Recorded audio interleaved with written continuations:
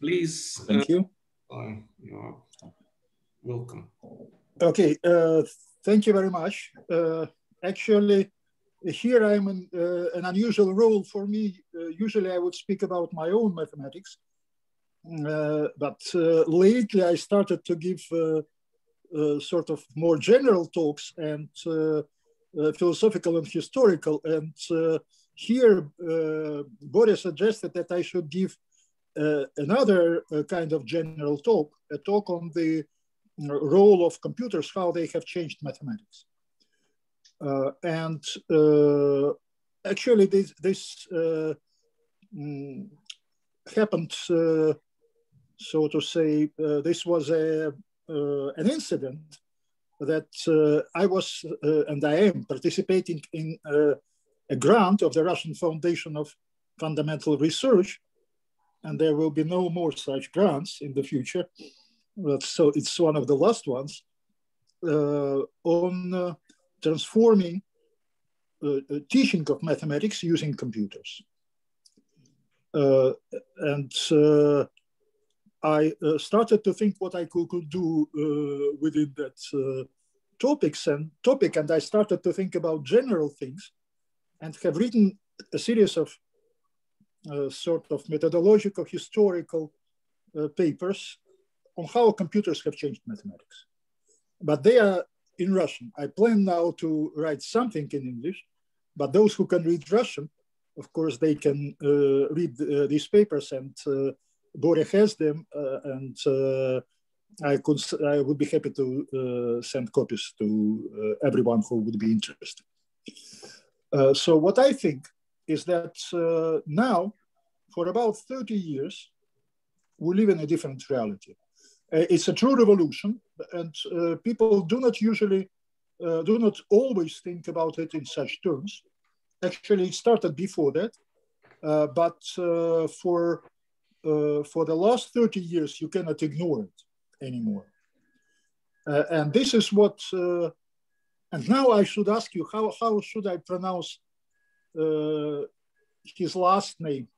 How you would do this in Israel? Would you pronounce it German way or American way?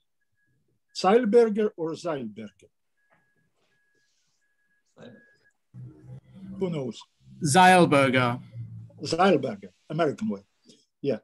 So Doron, thank you. Doron Zeilberger said that about 30 years ago, 28, the computer has already started doing to mathematics what the telescope and microscope did to astronomy and biology. Okay, and that's a fact. Even if I do not agree with Doron on many other issues, this you cannot deny, that actually we are now in the same position in mathematics as people in natural sciences, in astronomy or biology, were at the beginning of the 17th century. Okay, that actually this revolution has only started, that it will be actually, it will go much further. Okay, but usually here, people discusses a lot, and for my taste, too much, computer proofs, computer-aided proofs, like, formal inference systems and such things, but formalized proofs and so on. But actually there are aspects for me which are much more important than that, much more important. And that's not just applications of mathematics.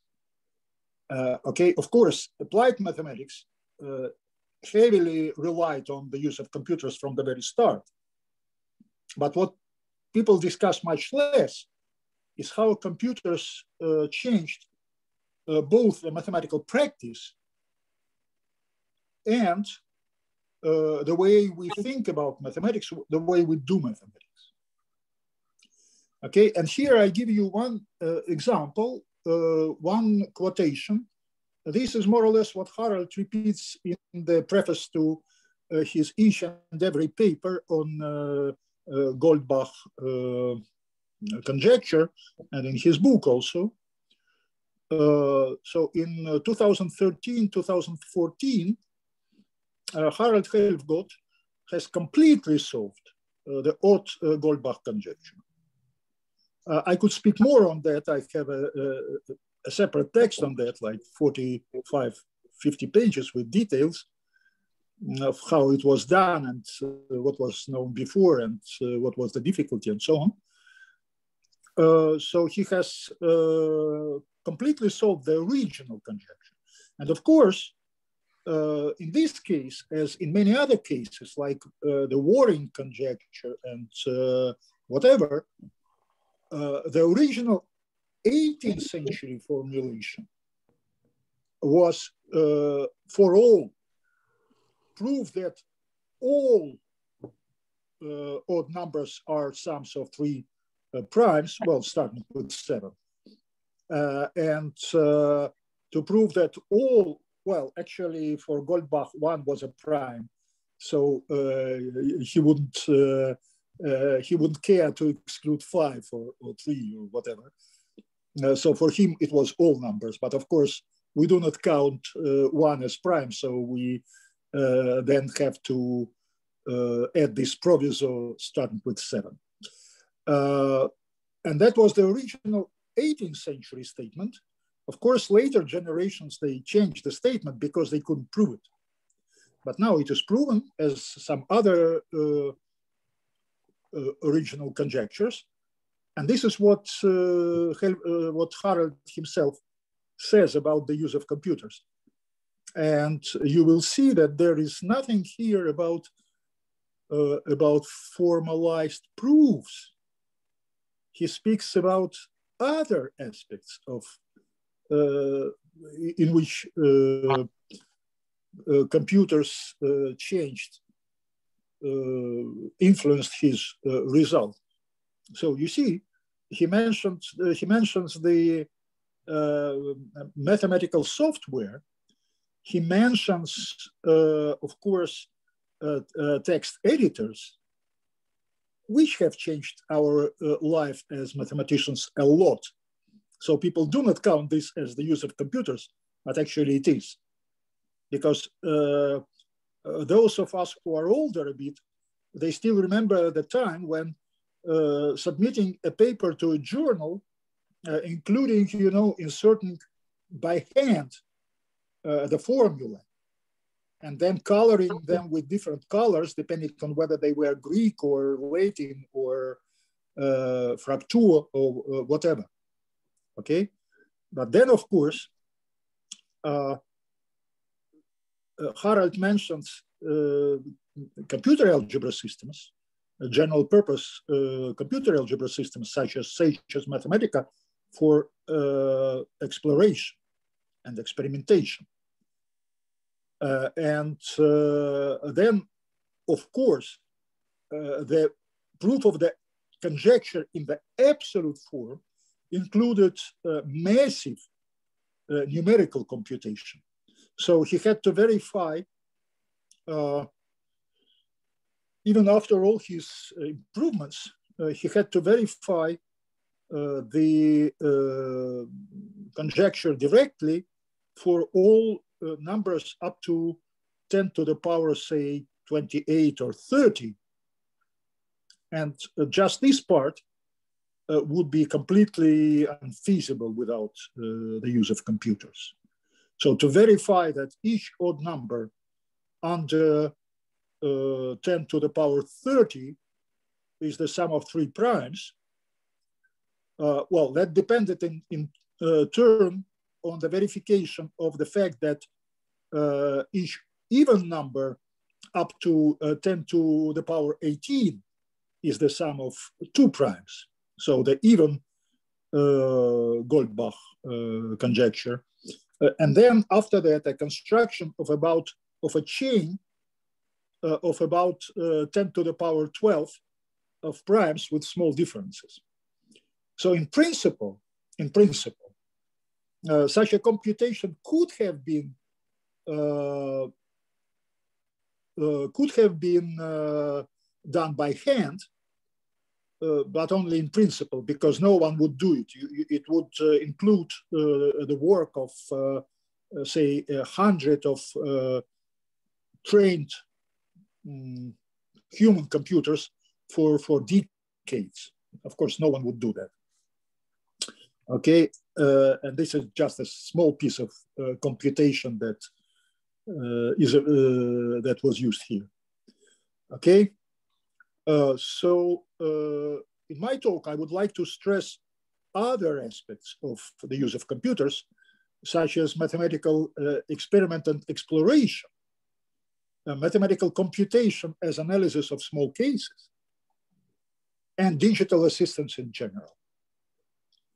So I believe that computers have started to really change theoretical mathematics, so the pure mathematics, around 1952.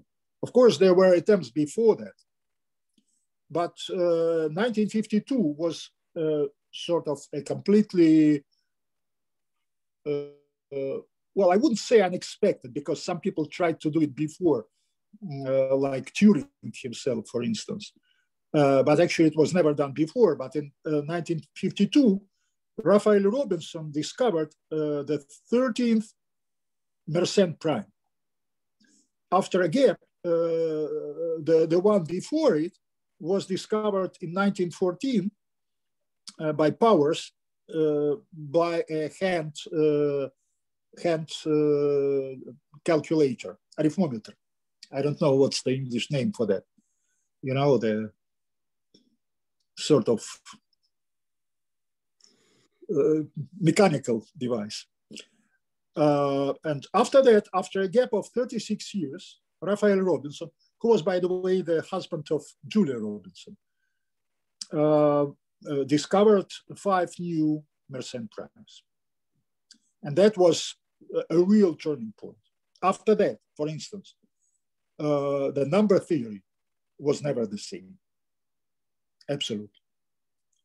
Okay. And for me personally, it all started. Before that, I just observed from a distance what other people were doing with computers. For me, it started around or after 1990, after the ICM in Kyoto, where I first seen Mathematica, a presentation of Mathematica. And after that, I was so impressed that I started, in 91, I started myself to calculate in Mathematica.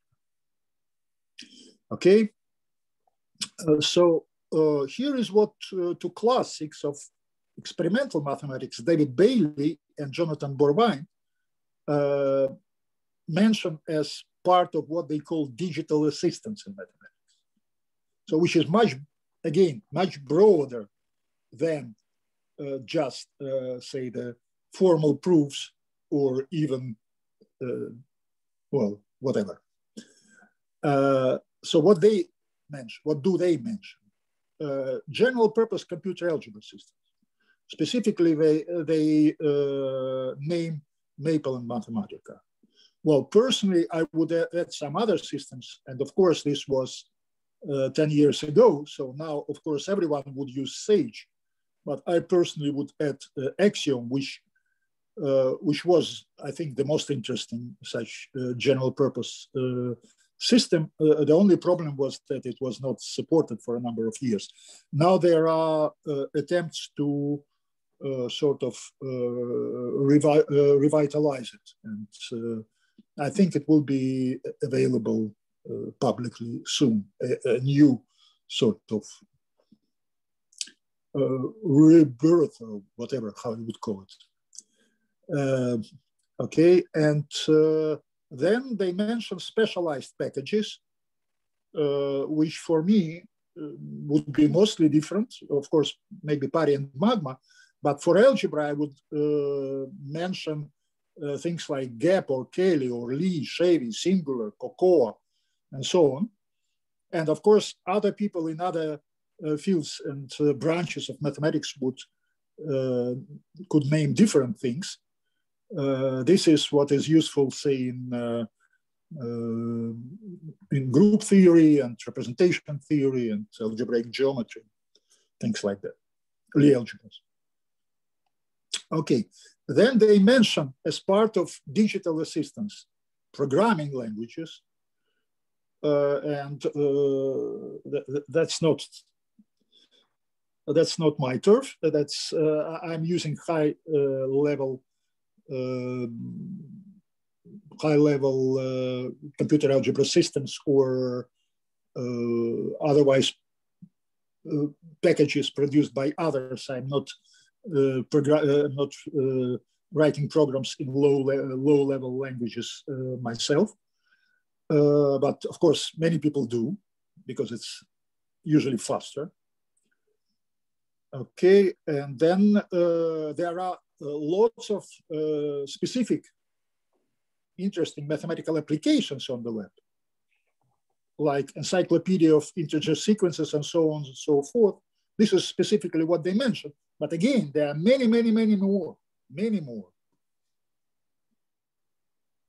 And then the last thing I think they mentioned is the other mathematical databases. This is another thing which has completely changed our life as mathematicians in sort of the lifespan of 1-2 generations.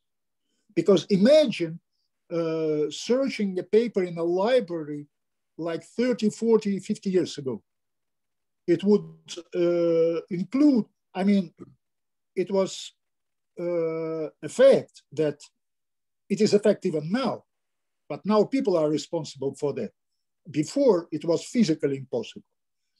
There are lots of repetitions, and there were always lots of repetitions in mathematics. For elementary results, say in number theory or combinatorics or whatever, many results were rediscovered after many decades, sometimes after a century, without knowing, exactly because it was not possible to search for these results in the literature. Okay, it is not easy even now. And I think creating a reasonable, sort of a usable, convenient, efficient database for mathematics would be much more important, terribly much more important, terribly much more useful than creating a system of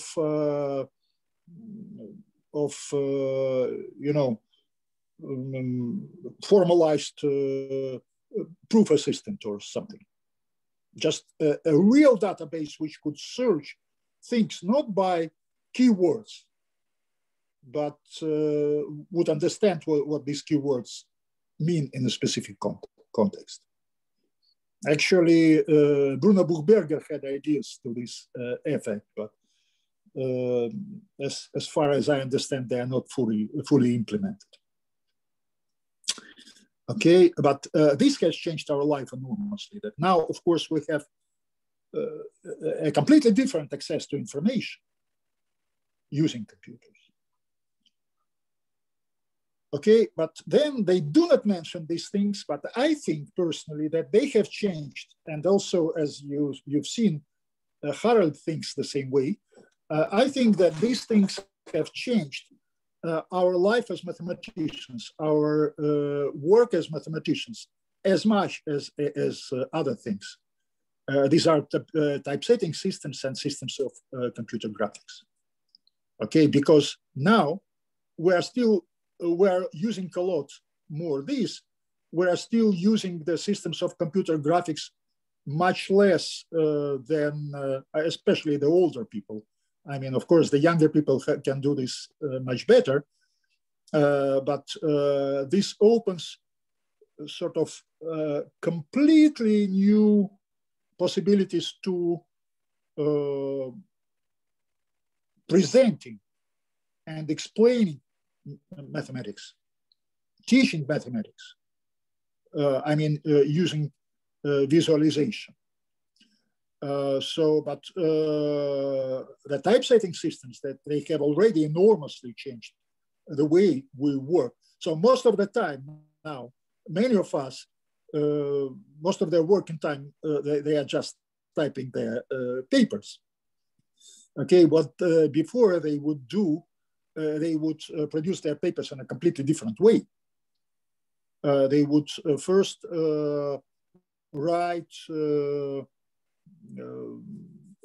handwritten notes, then retype them on a typewriter, then correct them a couple of times, and then give them to a professional, how you call it, maschinistka, a professional typewriter or whatever. And now it's not like that, and then write the formulas by hand and so on. So this has changed mathematics enormously. And that's part of this big influence of computers, which has already influenced mathematics. This is part of that computer revolution, and explicitly mentioned, as I said, as I quoted by Harold. Amazingly, Bailey and Borwein do not mention in their list of computer assistants, they do not, of digital assistants, they do not mention theorem proving systems. So for them, it was not part of experimental mathematics.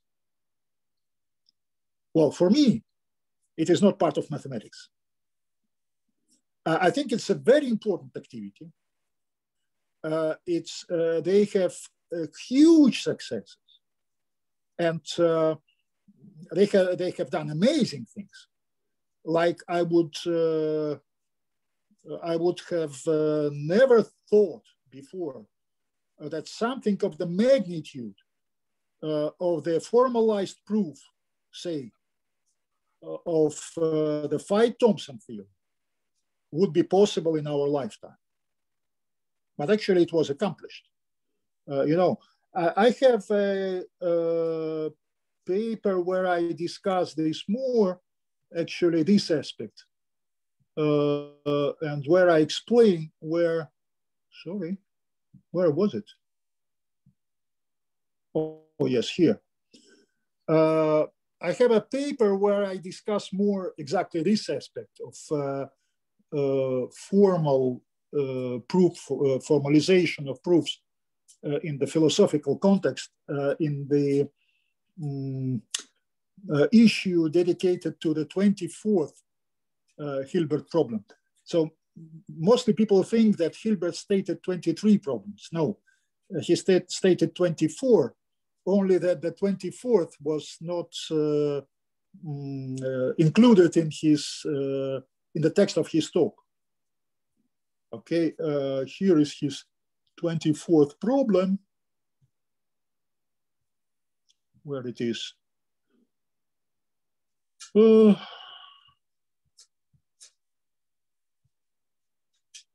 Somewhere here, yes. Here it is. So he suggests there, here you see the statement. So when you have two proofs of the same theorem, then you shouldn't rest before you have found sort of a way to transform one of these proofs into another proof. And that's exactly sort of the predecessor of the Voevodsky homotopy theory approach. So you should sort of glue the two cells between the two paths. So that was exactly the Hilbert's wording. Of course, he would think about this purely algebraically. And inside, I do not remember where I discussed this, but formalized proof, yes. Yeah. So of course, the greatest success of in this direction was the machine verification of the Phi-Thompson or order theory. But I wouldn't say that this verification has much increased my sort of faith in the truth of the theory. So if the one who was not convinced wouldn't be convinced by formalized proof, because formalized proof are, in fact,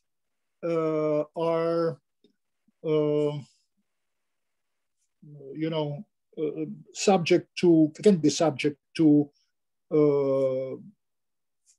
also to the same dangers and deficiencies as the traditional proof. So a combination of a formal proof and a traditional proof may be convincing, but a formal proof in itself, it's simply not mathematics. If we do not understand what it is, what's beneath, what's behind, it's not mathematics for me. It's different. It's experimental thing. It's raw material, but it's not mathematics. Okay, and here, before passing to examples, because of course I would like to discuss in more details a couple of, well, several examples in two fields. In the one where I was active myself, where I myself have used computers a lot in group theory and Lie algebras, algebraic groups, representations, and in number theory, where computers have the use of computers of which I'm going to speak now, has used the field complete. So I don't know what exactly is the situation in other fields of mathematics, but say in finite group theory or in number theory, someone who doesn't use computers simply cannot compete at all with someone who does. So they are on a different sort of technological level. But before passing to these examples, I would like to sort of state some general philosophical aspects, if you general aspects, in which computers have changed mathematics for me. And I think in which they have changed mathematics in the last years. So first of all, now we have a completely different contact with reality than generations of mathematicians before us. So imagine what it would mean for someone like Gauss to compute the first 100,000 primes, okay, to conjecture the asymptotical law of distribution of primes. Okay, it was a lot of work. Now we can do this work within seconds. So it depends now on our abilities to observe rather than on our contact with this with the experimental data. We can have as much experimental data as we wish in many areas, and of course it's only limited by our possibilities to perceive this data and to derive some reasonable conclusions. Okay, and in fact, as early as 1993, Jaffa and Quinn remarked the following, that mathematics may have even better experimental access to mathematical reality than the laboratory sciences have to physical reality. And that's an amazing situation, because before, for the whole history of European science, it was exactly the opposite. Starting with the 16th or 17th century, it was exactly the opposite. That Mersenne would conjecture some things, some brazen things, that of course he couldn't verify himself, and that no one in his lifetime and for, say, 3 centuries after that could have dreamed of verifying. Mersenne has conjectured that, for instance, explicitly conjectured that there are no Mersenne primes 2 to the power p minus 1 for p, the prime, in the interval between 1 and 2 million. Okay? Now try to imagine how much time it would take for a person in his time simply to calculate 2 to the power 1 million. Okay? And then subtract 1 and then decompose it into prime factors. You got it, yeah? And so he has conjectured this at that time. Of course, in experimental sciences, people would observe much more than they could explain. With mathematics, it was exactly the opposite, that mathematicians could explain much more than they could observe. And now we are, for the first time in history, we are in the opposite position. That actually our experimental abilities far exceed our explaining abilities. Okay, but of course, Jaffe and Quinn say that experimental mathematics is writing traditional proofs, and theoretical mathematics is guessing, making conjectures on the basis of experimental observations. For me, it's exactly the opposite. For me, experimental mathematics is making conjectures, and theoretical mathematics is writing human traditional proofs, not formalized proofs, traditional proofs. Because for me, a formalized proof is the same raw experimental material as any computer computation as such. Okay, because mathematics is only something that we can understand. The rest is experimental material. Then, of course, what has changed, and in this sense, we can reconnect to the 18th century mathematics now. We can feel closer to Euler than the generations of mathematicians before us. That we can balance the ideas and computations. Before, it was hardly possible. So even for Gauss, it was not, in Gauss' time, it was not immediately obvious that one could do that. And that has changed dramatically again within a century. At the end of the 19th century, the beginning of the 20th century, it has changed completely again. So before that, the mathematics sort of was developing on the basis of the constant competition of the two confronting ideas. As von Leibniz said, replace ideas with computations. And Dirichlet said,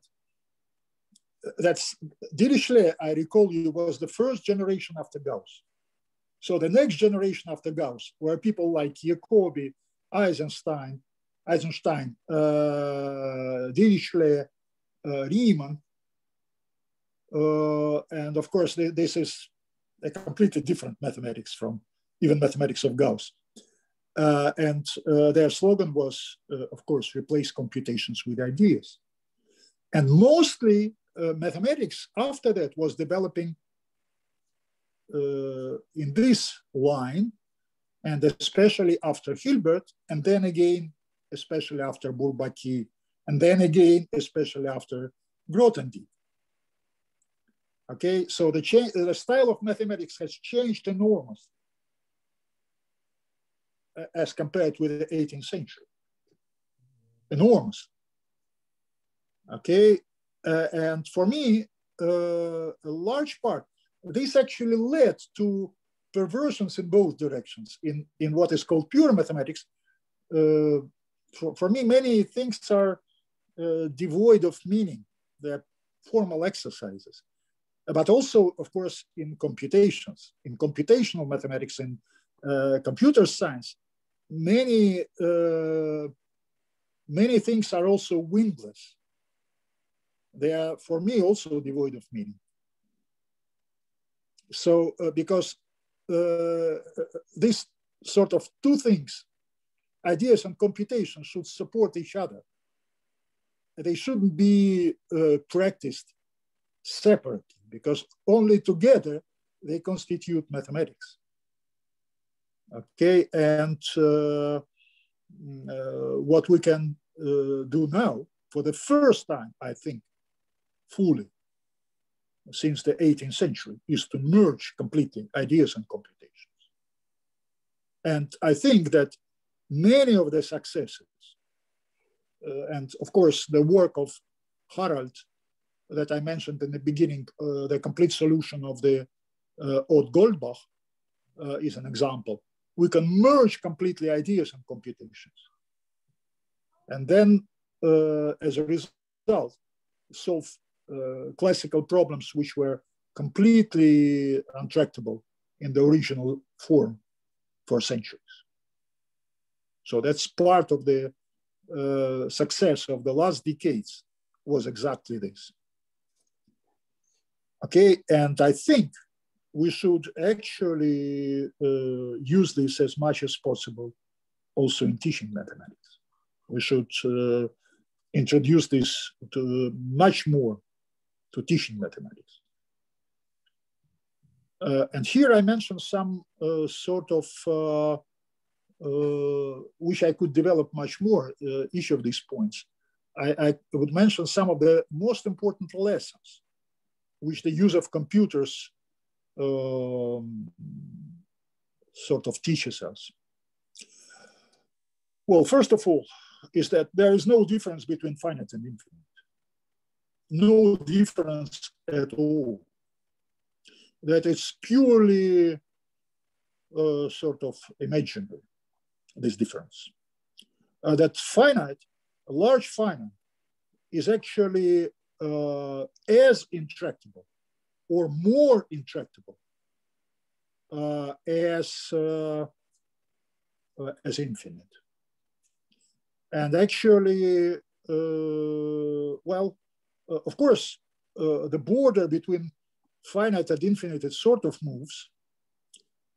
But now we are very close to the ultimate border, to beyond which we will never be able to pass with any kind of physical devices. So large finite is as unattainable as infinite. Okay, so in 1955, discussing intuitionism, David van Danzig asked, is this guy a finite number? Well, it very much is. It very much is. Now we can compute, well, the groups which I am computing are sort of all of them, most of them are larger than this. In number theory, that was exactly the how, for instance, the Waring problem was solved some years ago, 22 years ago. In the original statement was exactly this, that people just would compute by using computers, compute to the numbers of size, say, 10 to the power 300, 10 to the power 400, and so on. Okay, exactly this. So this, of course, is a very finite number. It's not just finite, it's very small. Well, not very small, but reasonably small. You can still do things with that. But then, of course, 20 years after, oh, there's misprint, Donald, of course. Donald Knuth, in his famous paper, Coping with Finiteness, he asks whether this is a finite number. And of course, 4 arrows is when you repeat 3 arrows this number of times. Okay, so there is addition, there is +1, there is addition, there is multiplication, there is exponentiation, and after that there is a whole hierarchy of such operations which are starting with exponentiation, not elementary arithmetic, because the length of the formulas grows too fast. So they are not derivable in the first order logic, what logicians call piano arithmetics. Okay, but then of course you can, in real mathematics, you can imagine the whole hierarchy of such operations as in Ackermann function or something.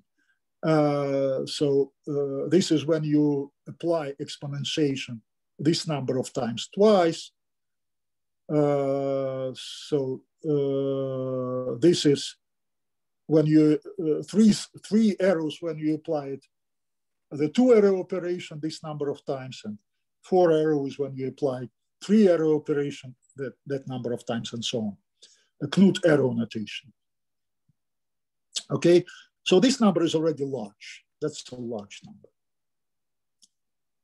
That's a very large number.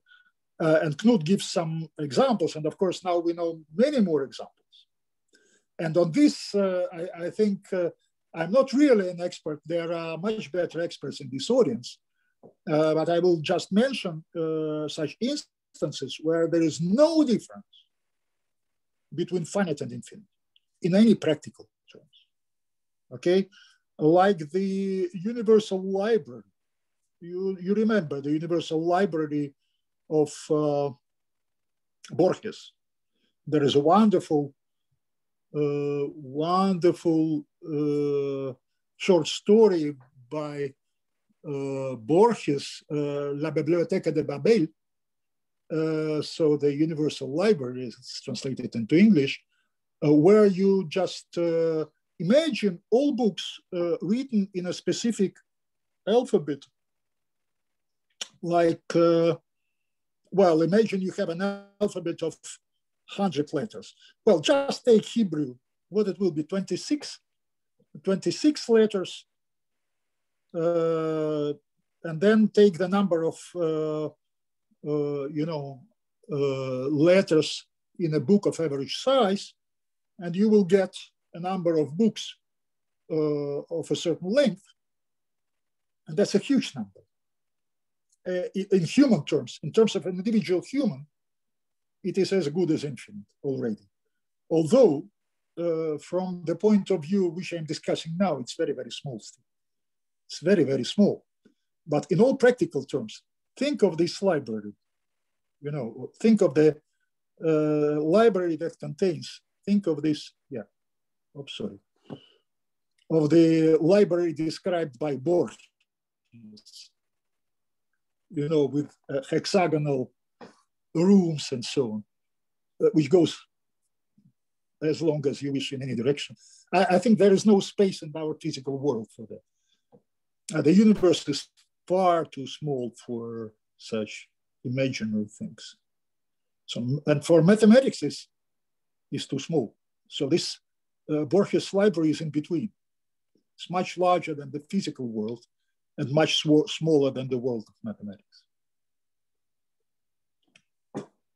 Okay, that's the first example, but of course there are such similar numbers and much larger numbers that occur practically in real mathematical theorems, like Ramsey-type theorems. Like the famous example are Goodstein sequences. I will show you an example. On this, I will speak about in two weeks for school children in Moscow about the Goodstein sequences. Just a second. You know what's that? Just a second. Oh, here is an interesting example. This is due to Yesenin Volpin. Well, this seems to be a tractable thing. but then he applies some function to it, like the number of primes smaller than a given number. And this becomes completely intractable, because 10 factorial to the power 10 factorial is easy. But when you apply an arithmetic function to that, you get something that you do not control at all. You do not know whether this is even or odd or whatever. You cannot make any reasonable conclusions about that. Okay, but then here is the, oops, just a second, where it is? I've lost it, yeah, here. What is the Goodstein sequence? You express a number in a hereditary binary form, like here, 2 to the power 2 to the power 2 plus 1, 2 to the power 2 to the power 2 plus 1, one step lower, and so on. So that's called a binary, hereditary binary form. And then you start doing the following thing. Okay, you replace base 2 by base 3 and subtract 1. Then you replace base 3 by base 4 and subtract 1. Then you replace base 4 by base 5 and subtract 1, and so on. And so Goodstein theorem tells that in the end you will get 0. And that, of course, follows from transfinite induction. It's like 1 page less. But there is no way to prove it within piano arithmetic, within the first order logic, because the numbers that occur in between are simply too large, far too large. They are far too large for our physical world, but they are far too large for the first order logic. Okay, so there is no way you can prove it within finitary means. Although, of course, this is real mathematics, and using transfinite induction, it's even very easy. And there are many examples like that. Many, many examples like that. Like Hercules and Hydra, the famous game where when you cut the heads of Hydra, and then again, using transfinite induction, you can prove that it doesn't matter. With any strategy, you do whatever you wish. If you have enough patience, you will cut off all the heads of Hydra. But there is no way to prove it within the first order logic. So what I'm now referring to is that for me, first order logic is probability in first order logic is nothing. It doesn't have anything to do with the way we reason in real mathematics. Okay, and of course, even larger number you get in coloring the trees, in Kruskal type theorems and so on. And of course, the stopping time of the Turing machines and so on and so forth. I'll show you, maybe if I have time, some examples in, or maybe I do not have much time anymore. There's some examples in, maybe I don't know, in number theory. But I could send you the text, at least to those who can read Russian. So feasible or not feasible. And I said that large finite things can be as unfeasible, as inaccessible as infinite things. And there is no way we can visualize or imagine the difference between, say, 6 arrows and 7 arrows. I think there is no way we can do that. So this is what Knut says to this effect, that finite numbers can be really enormous. The universe, well, it's not that the numbers are enormous, it's that the universe is very small. Okay. Well, then another thing of which we were not aware before is the intermediate size. Before, people would think that there is a micro world and macro world, but actually there is a meso world in between. which is as important, and actually for our daily life is more important than both the macro world and the micro world. Okay, so traditional mathematics works, well, general proofs work for large orders, for large dimensions, for large degrees. There are uniform general proofs. For small orders, small dimensions, small degrees, you can oftentimes give a direct verification. But what happens in between? And here is again, to give you some idea of that, again, what's the size of this intermediate sort of zone in between? Well, in computational and analytic number theory, it was typically between 10 to the power 10 and 10 to the power 10 to the power 10, something like that. Okay, and this was the gray zone. Too large for direct computation and too small for asymptotic analysis.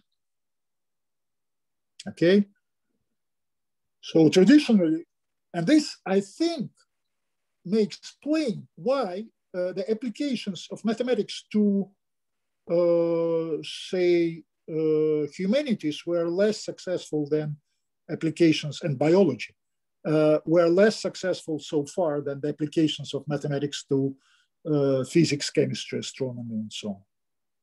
Because there you can work with sort of either with explicitly solvable models like in micro world, or you can work with, you can think that the number of particles or something is effectively infinite. But what happens in between? Well, of course, first of all, there are no adequate models in many specific fields, but then there is an objective difficulty that these phenomena are simply too large for direct computation and too small for proving general theorems.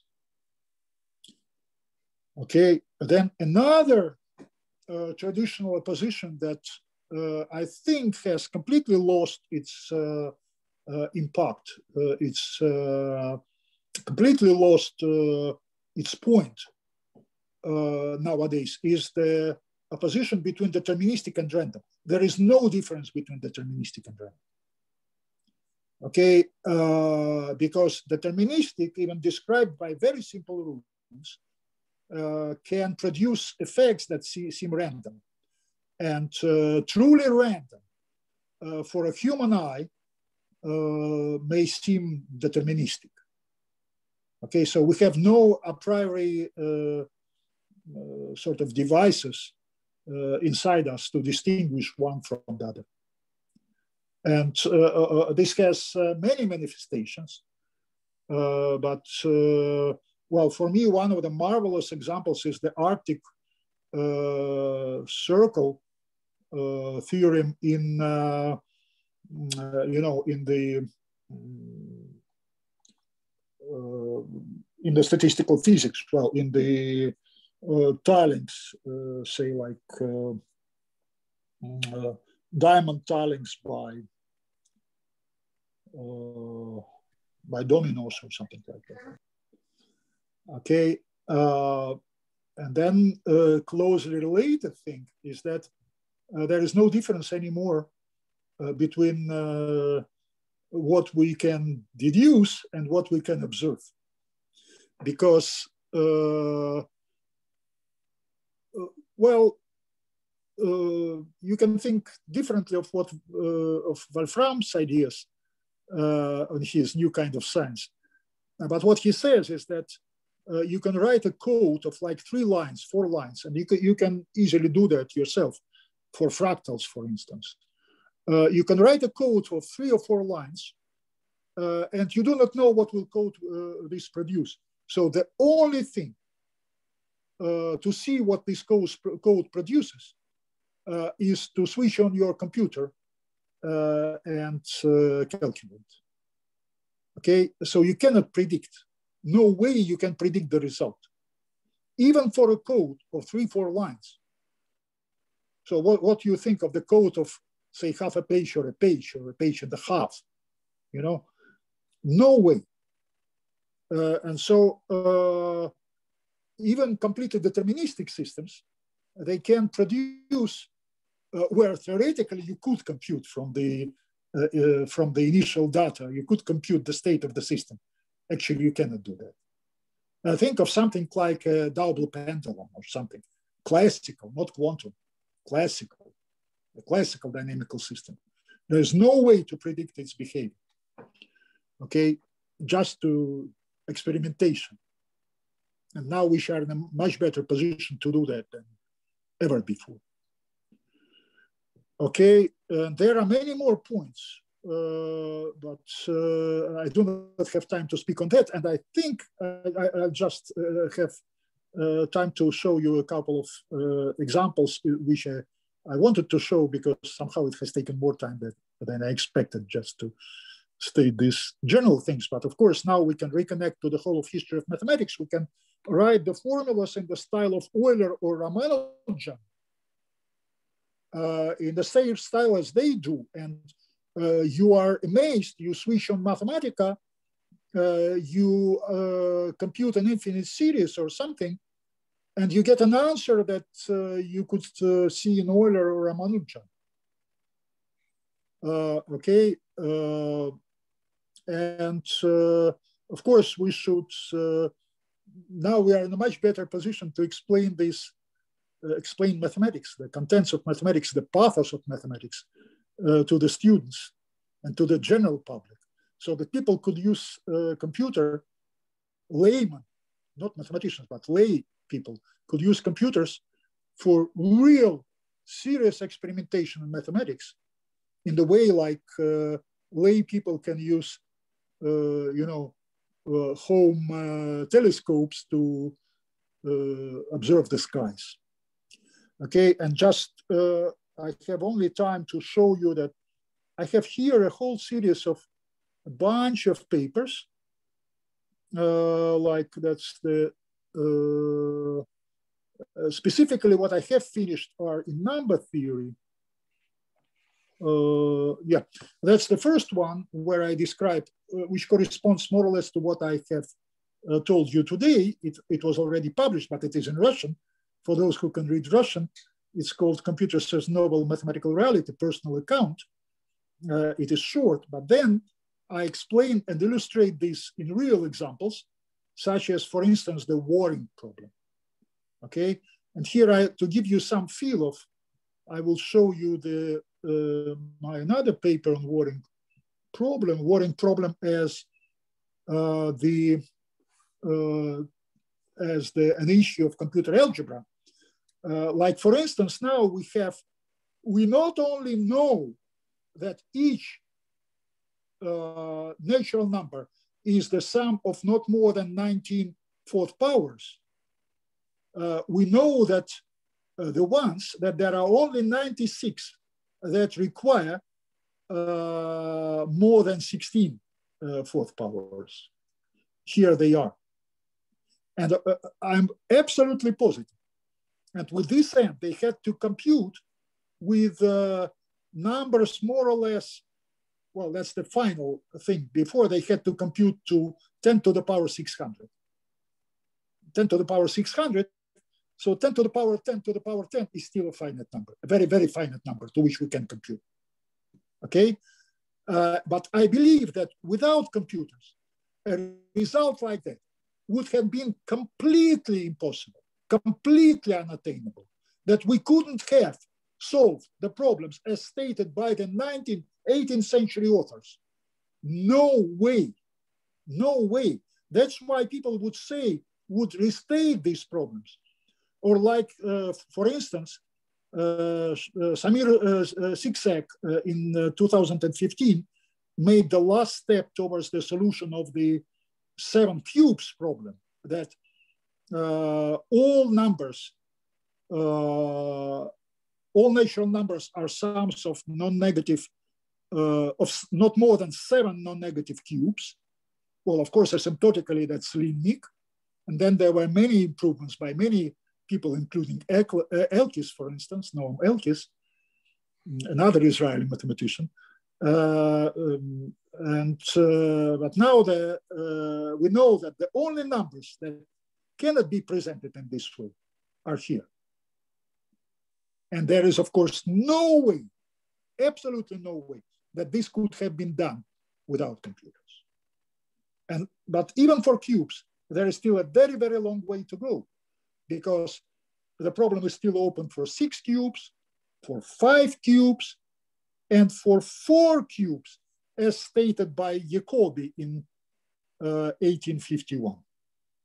Jacobi in 1851 conjectured that all integers, all natural numbers with a finite number of exceptions are sums of 4 natural cubes, not more than 4 natural cubes. Now the problem is to find the exceptions. Well, we do not know even asymptotically, but of course to find the exceptions would be completely impossible without computers. But of course, if you are not happy with cubes and 4th powers, you have a real computational challenge here. And I restated there, I state a way how you could try to prove it on computers to prove the general thing. But then the huge computational challenge is to do this for the 5th powers, for the 6th powers. So for the 5th powers, we do know that every number is a sum of not more than 37. But the conjecture is that every sufficiently large number is the sum of not more than 6 5th powers. The best possible bound today by Vaughan and Woolley is 17. The conjecture is 6. Okay, but now try to find all the exceptions. I think even with computers, this is completely untractable today. Completely untractable. Not the asymptotic part, the computational part. Well, the asymptotic anyway. Okay, and in other papers, I do the same for other, I state the similar conjectures for, and describe the history for Goldbach problem. And here, for instance, for Mersenne numbers, and I will show you a couple of, well, I do not have time for that, sorry. But actually, I have many more sort of illustration in various language, but in various specific instances, in group theory and number theory, but I'm afraid I do not have time for this. Sorry for being over time, but it's sorry. And thank you for your attention. Thank you very much. Questions to the speaker? Comments? I just want to remind that recently, the recent proof of Kaplansky conjecture, which is published a couple of weeks ago, is severely computer-aided. Exactly. Exactly. That's, yeah. Yeah, of course, I do not have time to mention all such things of which I'm aware. Of course, another such wonderful example is the lost theorem. Lost stands for Liebig, O'Brien, Shalev, and Tiepp. The solution of the Ore conjecture. That Gardiev and Ehlers have proven that all sufficiently large for the field of, say, at least 8 elements, the group of Lie type, simple group of Lie type, any element there is a single commutator. Okay, but there would be no hope, as far as I see it, to get a final answer to the Ore conjecture without using computers. And this is exactly what Liebig, O'Brien, Shalev, and Tiepp do. They limit the bound, they get the bound on the rank, and then they compute the remaining cases by computer. Okay, so there are many, many more examples, of course. Yeah, there are hundreds. And mathematics has changed. Now we can solve classical problems completely in this way. Yes, thank you. More questions, more remarks? If not, let's thank the speaker again. And for those who are in the department, you have a nice possibility to continue celebrating the Pi Day by tasting a real pie. Unfortunately, we cannot suggest this to the speaker, maybe for better times. I would be happy to come in person, of course, to Bar-Ilan again. We would be happy to see you personally, of course. Well, so bye to everybody. Next colloquium will be announced soon. We'll have Ofer Busani in probability, and the title and the short abstract will be sent out soon. And bye for now. So anyone who wishes to stay for some informal discussions is welcome. Stop recording.